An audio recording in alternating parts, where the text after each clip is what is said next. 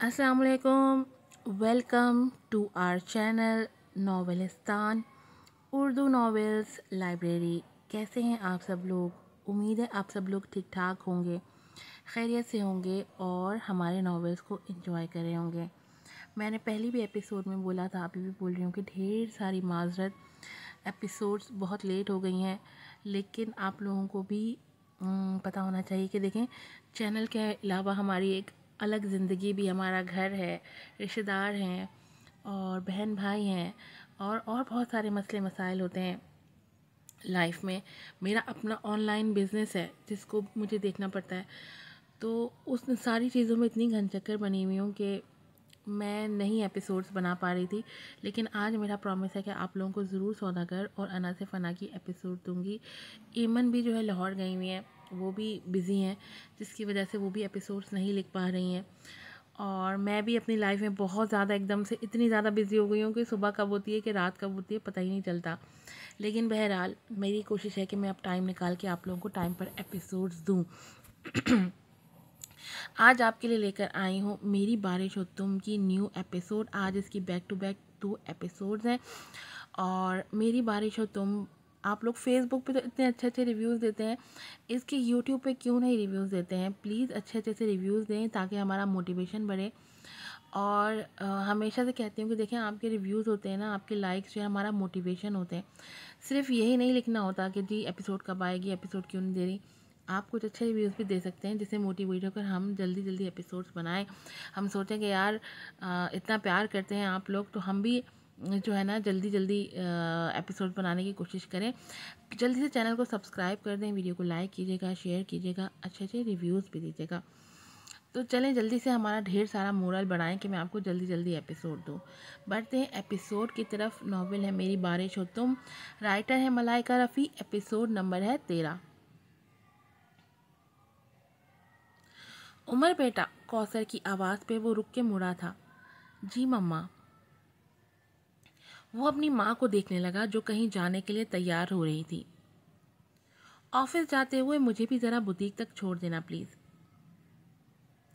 कौसर उसके करीब आई थी। ठीक है मम्मा। नज़र सीढ़ियाँ उतरती हिबा पे गई जो ऑफिस जाने के लिए तैयार थी। गुड मॉर्निंग मम्मा। हिबा ने कौसर की तरफ मुस्कुरा के देखा था।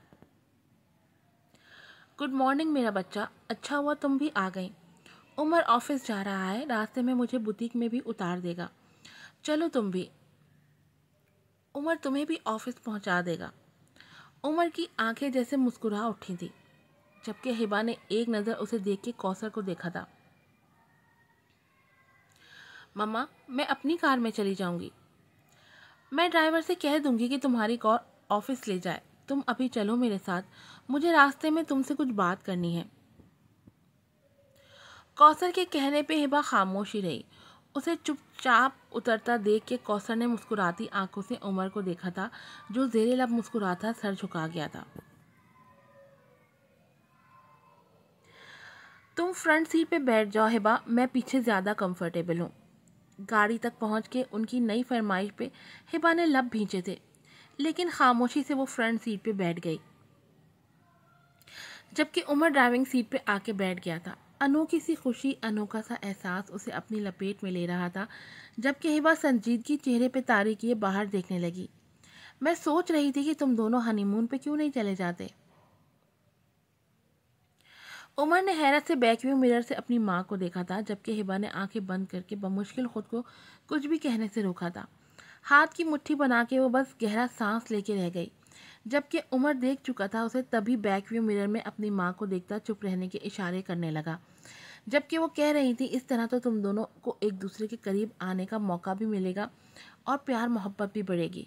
हिबा को लगा कि जैसे गाड़ी में ऑक्सीजन कम हो गया हो, तभी सांस लेने की कोशिश करती वो गाड़ी के शीशे नीचे करने लगी। मम्मा। उमर ने उन्हें चुप रहने का इशारा किया था। हिबा को उस लम्हे कौसर पे गुस्सा आया था। क्या वो नहीं जानती थी कि किन शराइत के तहत यहाँ आई है जो वो ऐसे हनीमून के मशवरे दे रही हैं। लब बीचे वो खामोश ही रही जब उमर ने कौसर को बुटीक के करीब उतार के सुकून का सांस लिया और फिर हिबा को देखने लगा, जिसका चेहरा सुर्खी माइल हो रहा था। आई एम सॉरी हिबा, मम्मा कुछ भी कह देती हैं, आप प्लीज़ दिल पे मत लें। उमर ने माजरत करने की कोशिश की थी। हिबा खामोश रही, ना उसने कोई जवाब दिया और ना उमर की तरफ देखा था। उसे मज़ीद शर्मिंदगी हुई थी। आप प्लीज़ ये मत सोचिएगा कि मैंने मम्मा से कहा है। उमर ने फिर से वजाहत देने की कोशिश की थी। हिबा संजीदगी से उसे देखने लगी। इट्स ओके, सपाट लहजे में कह के उसने रुख फिर से मोड़ा था और उमर फिर से कुछ नहीं कह पाया। वो भी अब खामोश हो गया था। गाड़ी जैसे ही रुकी, हिबा गाड़ी का दरवाज़ा खोल के तेज़ी से नीचे उतर गई थी। हिबा, उमर की आवाज़ पे उसके चलते कदम रुके थे। उमर गाड़ी से उतर के उसे ही देख रहा था। वो मुड़ी तो उमर उसके करीब आया था और नज़र भर के उसके चेहरे को देखने लगा। हवा के दोष पे उसके खुले बाल बार बार उसके चेहरे पे आ रहे थे। उमर ने हाथ बढ़ा के शहादत की उंगली से उसके बाल संवारे थे। आपके बाल बहुत खूबसूरत हैं। और वो चौंकी थी, आंखें साकित हुई थी। आपके बाल बेहद खूबसूरत हैं जर्नलिस्ट हिबा। और उसी लम्हे उसकी नज़र बिलाल पे गई थी, जो लब भींचे उन दोनों को देख रहा था। वो देख चुका था उमर ने जिस तरह से उसके बालों को छुआ था।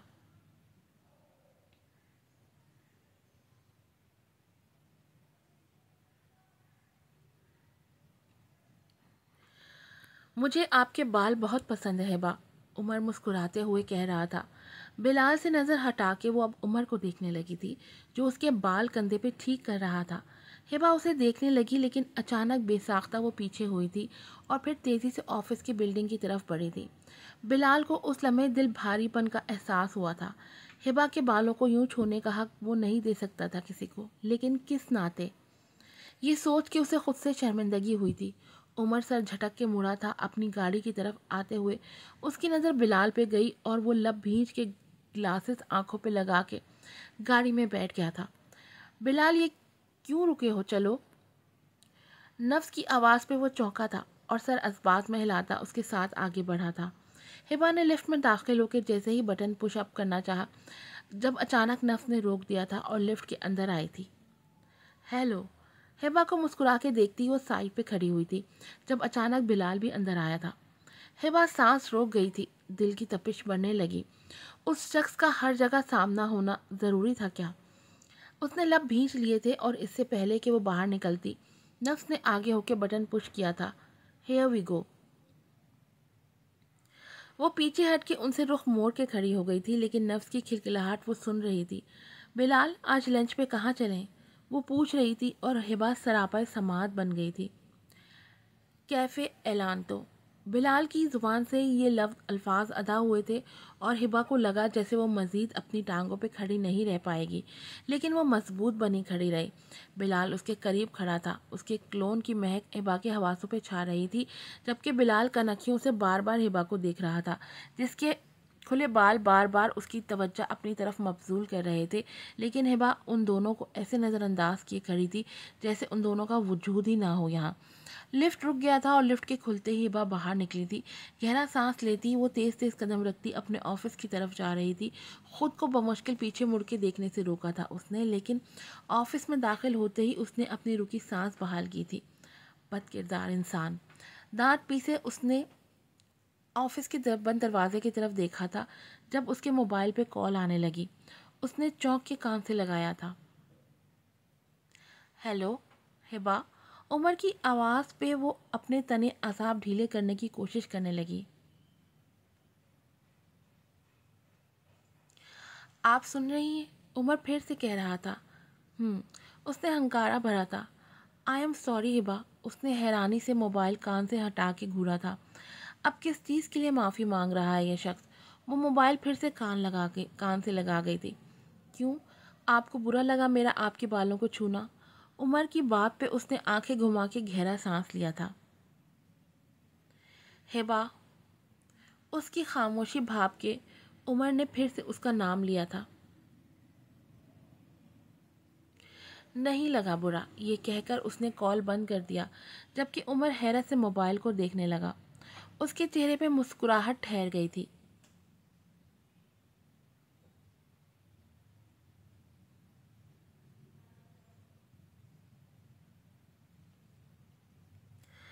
तुम सब कैसे हिबा से मुंह मोड़ सकते हो?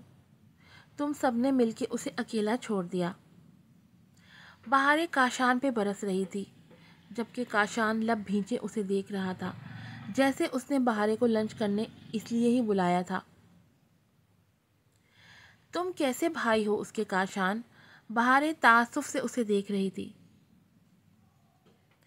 तुम ये बताओ बहारे, कितनी दफ़ा मिली हो तुम हिबा से? इन 6 महीनों में कितनी बार उससे बात हुई है या उससे सामना हुआ है? काशान इस्तफसार करते पूछ रहा था, जबकि बहारे खामोश ही रही।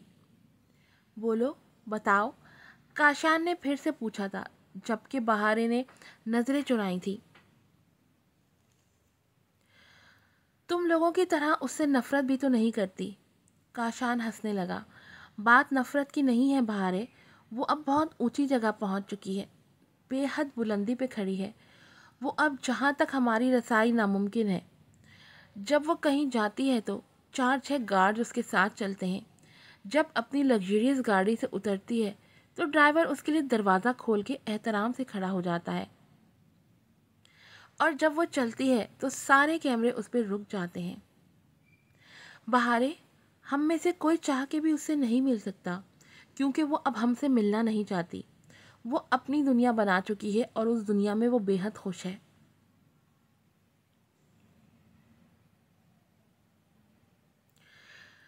बहारे लब भींचे उसे देख रही थी जब काशान ने टेबल पे रखे खाने की तरफ इशारा किया था। और ये लंच का ऑफ़र इसलिए दिया था तुम्हें कि बातें कर लेंगे थोड़ी देर, तुम्हारा लेक्चर सुनने नहीं बुलाया था तुम्हें। बहारे अचानक अपनी जगह से उठ खड़ी हुई थी। तुम खुद खा लो, ये क्या बात हुई? काशान हैरत से उसे देखने लगा, जबकि वो मुंह बना के आगे बढ़ी थी। बहारे, रुको यार। लेकिन वो रेस्टोरेंट से निकल चुकी थी और मजबूरन काशान को भी उसके पीछे बाहर निकलना पड़ा। ज़्यादा बोल गया था शायद, तभी बहारे गुस्सा कर गई थी। बहारे, वो रोड क्रॉस कर गई थी जबकि काशान ने उसे भरपूर गोली दी थी यहीं से ही।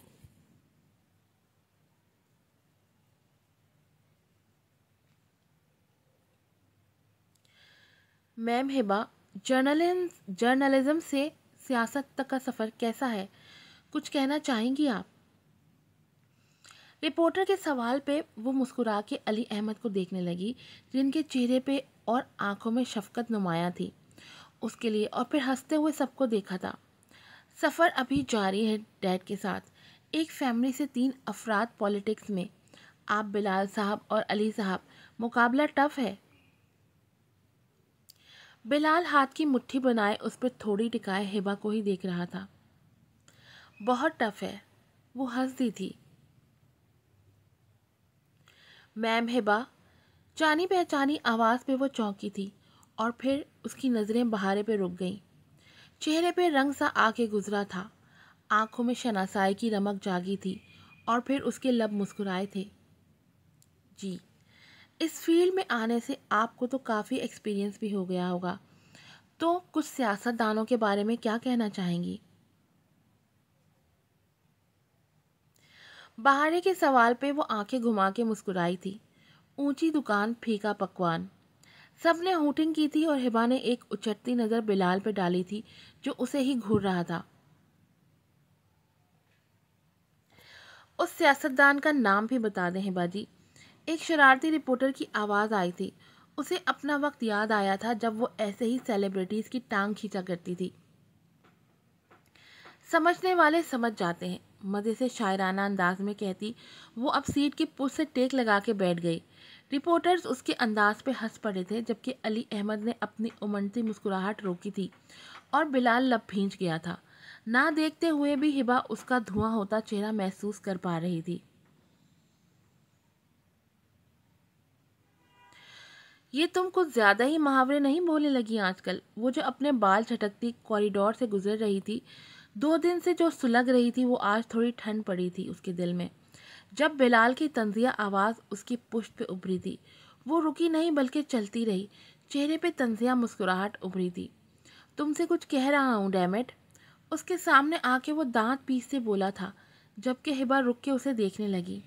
मुहावरे थोड़ी हैं, कहावतें हैं ये। शायरा अंदाज में कहती, दिल जलाने वाली मुस्कुराहट से उसे नवाज के वो आगे बढ़ने लगी। जब बिलाल फिर उसके सामने खड़ा हुआ था। मुझे टॉन्ट्स नहीं पसंद और मुझे तुम नहीं पसंद। कोइंसिडेंस, हिबा ने भी उसी के अंदाज में जवाब दिया। हिबा, उसने कहना चाहा था, इन तिलों में तेल नहीं। उसकी बात पूरी होने से पहले ही हिबा बोली थी, डैम इट। बाएं हाथ की मुट्ठी बना के दीवार पे मारते बिलाल चिल्लाया था, जबकि बाजू में दर्द का एहसास भी जागा था। लेकिन इस वक्त वो सब नज़रअंदाज करके हिबा को देख रहा था।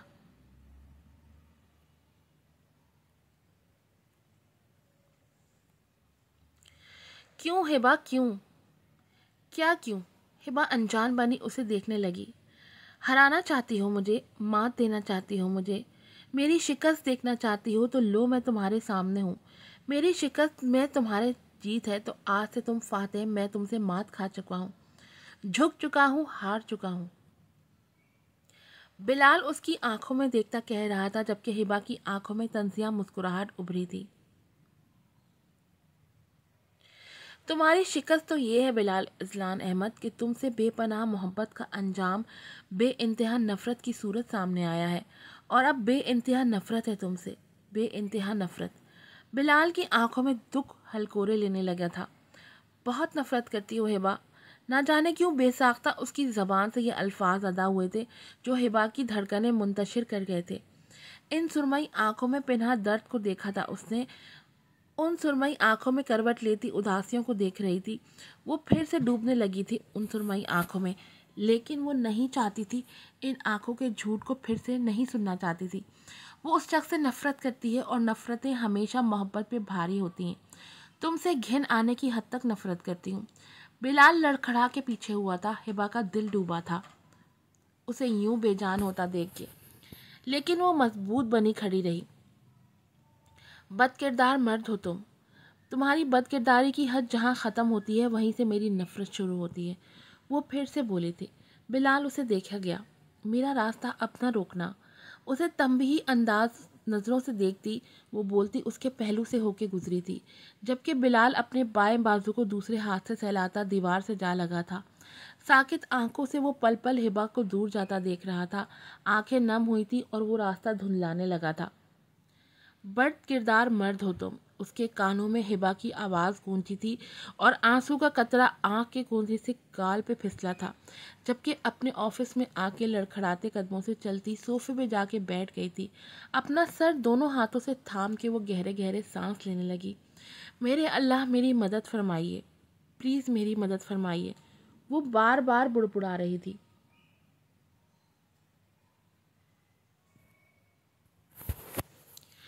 फिर यूं हुआ कि एक शख्स से मोहब्बत हो गई मुझको। फिर यूं हुआ कि उसकी आदत हो गई मुझको। फिर यूं हुआ कि मेरी बातें असर करने लगी उस पर। फिर यूं हुआ कि उसने दोस्त बना लिया मुझको। फिर यूं हुआ कि हज़ारों बातें की हमने। फिर यूं हुआ कि सारी रात जागना पड़ा मुझको। फिर यूं हुआ कि अपनी दुनिया समझ लिया उसको। फिर यूं हुआ कि सबसे मुनक़ता करना पड़ा मुझको। फिर यूं हुआ कि वो छोड़ के चला गया मुझको। फिर यूं हुआ कि ज़िंदा रहकर भी मरना पड़ा मुझको। फिर यूं हुआ कि अकेला रहना पड़ा मुझको। फिर यूं हुआ कि नींदें हराम हो गई मुझ पे। फिर यूं हुआ कि उसे रब से मांगना पड़ा मुझको। फिर यूं हुआ कि वो ज़िंदगी की आदत बन गया मेरी। अधूरी बेनाम सी तहरीर। बिलाल ने बार बार पढ़ा था इन अल्फाज को, उस न्यूज़पेपर के उस कॉलम को। उसने बार बार हाथ फेर के छुआ था। वो हिबा थी। वो जानता था कि हिबा की तहरीर है ये। उस सफ़े पे बिल्कुल उसी जगह हिबा के कॉलम मिलते थे उसे पढ़ने को। बेशक हिबा ने नाम नहीं लिखा था अपना, लेकिन वो जानता था कि वो हिबा ही है। लब भींचे उसने नम आंखों से उस कमरे के बीचे बीच देखा था। सोफे पे हिबा गिटार लिए बैठी हुई थी। वो कुछ सुना रही थी और वो सुन रहा था।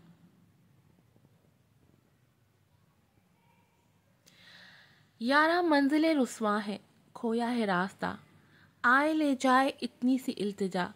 ये मेरी ज़मानत है, तू मेरी अमानत है, मुझको इरादे दे, कस्में दे, वादे दे, मेरी दुआओं के इशारों को सहारे दे, दिल को ठिकाने दे, नए बहाने दे, ख्वाबों की बारिशों को मौसम के पैमाने दे। वो मुस्कुरा के अब बिलाल को देख रही थी, जबकि हमेशा की तरह बिलाल उसकी तरफ झुक के उसके कंधे पे बिखरे बालों को अपने हाथ की मुट्ठी में लेके नरमी से सहला रहा था। हाथ की पुछ से उसके गाल को छू के उसके बालों को उसके कंधे पे फैलाने लगा। हिबा, तुम्हारे बाल मुझे बेहद पसंद है। हिबा मुस्कुरा दी थी। जब तुम्हारे गाल गुलाबी होने लगते हैं और जब तुम पलकें झुका देती हो तो मज़ीद खूबसूरत हो जाती हो।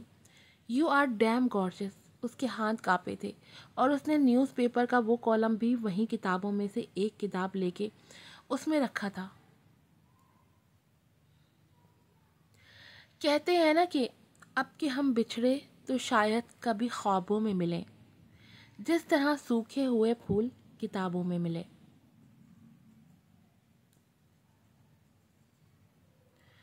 उमर के साथ खड़ी निम्रा को उसने लब भींचे देखा था। आंखें सर्द और बेतासुर थीं, जबकि माथे के बलों में इजाफा हुआ था। वो उमर को देखने लगी। क्यों आई है ये यहाँ? उमर ने लब भींच लिए थे। उसके सवाल और सर्द लहजे पे उसने एक खफीफ नज़र नम्रा के धुआं होते हुए चेहरे पे डाली थी और हिबा को देखने लगा। आपसे मिलने आई है हिबा। मुर्दों से कौन मिलने आता है? मट्टी तले दफन करके कोई उस मट्टी को पाने देने तक नहीं आता। हिबा अब भी उमर को मुड़ देख रही थी, जबकि नम्रा उसके करीब जाने से भी डर रही थी। किस कदर बदल गई थी वो। हिबा, ऐसे मत कहें प्लीज़। उमर ने कहने की कोशिश की थी। ओके, आप जाने आपकी मेहमान, ये कह के वो मुड़ गई थी। हिबा प्लीज़, नम्रा की आवाज़ भर्राई थी।